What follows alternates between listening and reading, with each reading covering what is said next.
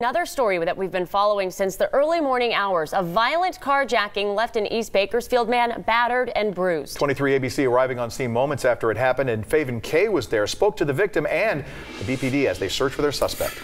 Yeah, Mike, Danielle, a violent carjacking indeed. 60-year-old Bernardo's Gray not only had his truck stolen, but was left with bumps and bruises as he tried to stop that suspect from taking off in his pickup truck. I busted in the head, my hands are scratched up, my knees are scratched up.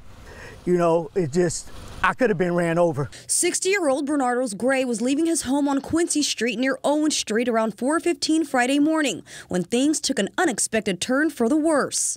I got out my truck to lock my gate so I can go to work. The guy jumped in my truck. Gray tried to stop him. When I tried to slam it in park to get it, he dragged me down the street. Leaving Gray bruised and bloody on the ground, watching that suspect drive off in his white 2014 Z71 Chevrolet Silverado pickup truck. Gray says just minutes before the carjacking, the alleged suspect walked by his home and said good morning. The first time I seen him, he didn't have a ski mask on. The second time, he had a ski mask on and just drove off.